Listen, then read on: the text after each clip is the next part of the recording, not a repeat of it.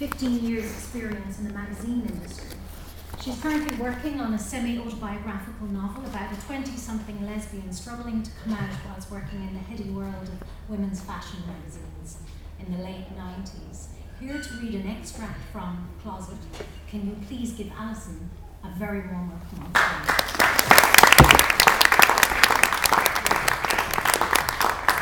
Good evening, everyone. This is a snippet from Chapter 8, which is one of Beck's, the protagonist's, disastrous blind dates, and she's meeting up with a woman from The Guardian's Soulmates. I was just weighing up the pros and cons of a martini moment, slightly put off by the fact that I'd once been sick on gin at a school friend's house party, when I felt a presence in the bar like a huge wailing vortex, pulling and sucking the air across the room. I turned to see a veritable foxy redhead standing just in front of the door, mobile phone glued to her ear. "Darling, got to run. I'll call you. Ciao, ciao."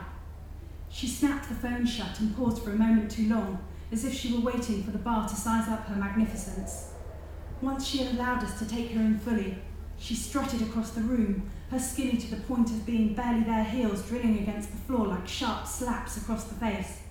I stared at her rust-coloured hair, which flicked out over the top of a fur collar, capable of sending Cruella de Vil into a crazy fit of jealousy and the Meters murder people headlong into a preventative lawsuit. It was clear that she was more of a threat to the rabbit population than myxomatosis could ever be. In 2 seconds flat, my mouth had gone from freshwater stream to sandpaper dry. I knew that she was Sophia. I could feel it in my crumbling bones. This despite the fact that she was a carbon cutout of pretty much every woman from the fashion set. She was distinctly head in the sex appeal department. So just to clarify, I'm talking sex appeal with a capital S, complete with flashing neon lights and full-on blues band.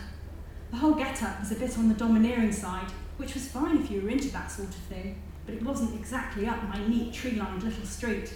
Was I intimidated? Absolutely. This woman was going to have me for breakfast, lunch and dinner, with an appetite so voracious I wouldn't even touch the sides.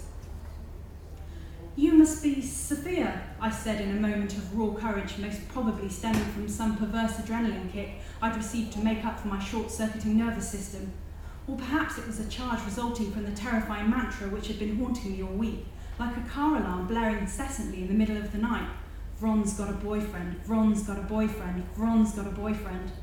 "Rebecca, darling." She stepped over the line of public space and into my private arena, filling my nostrils with an intoxicating perfume.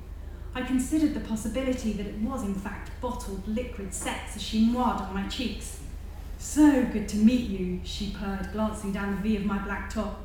"All of you." I wasn't too sure if I could trust my legs to continue to take my weight. My knees were about to buckle. Was it the building site banter being delivered by such a striking woman? You'd never peg her as a big lesbian, or even a small one for that matter.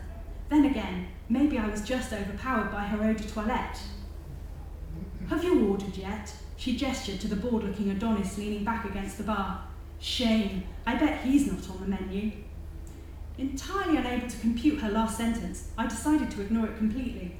"No, I was just trying to decide what to have," I said, concentrating on sounding cool, calm and collected, a woman in control of her own destiny, rather than someone whose insides were quaking with fear and who couldn't actually remember her own name. "Well, as this is our first meeting," she said, "and since it's something of a special occasion, I think there's only one choice, don't you?" She looked over at me with the thing dancing unspoken on her lips, as if she wanted to hear me say it first. Bugger. I actually had no idea what she meant, and was utterly incapable of guessing games at the best of times, let alone when under such pressure. "Absolutely," I gulped. I could feel the colour rising in my cheeks, and hoped that I wasn't already covered in telltale splotches. If I'd learned one thing working on Wren, it was that when all else failed, it was somewhat better to be mercilessly over the top than to be the disappointing underachiever. Luckily for me, my attempts at being sensational in the media world usually left me about right, neither flash git or stingy pauper. I turned towards the barman.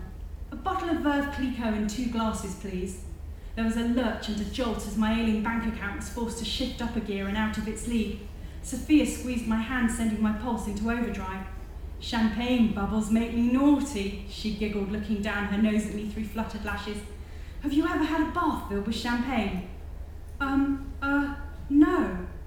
I pulled my purse out of my bag. I can't say that I have. Well, we'll have to rectify that later. She sucked her lips into a deep pout and turned away from the bar. How about we perch in the corner? But before I could reply, she was strutting over to a sunken leather couch, her ankle-length coat billowing out behind her like Maleficent's train. Thank you. If you're so inclined, you can go to my website, which is alisonaston.com, to hear the rest of the chapter, in fact, the whole chapter. Thank you very much.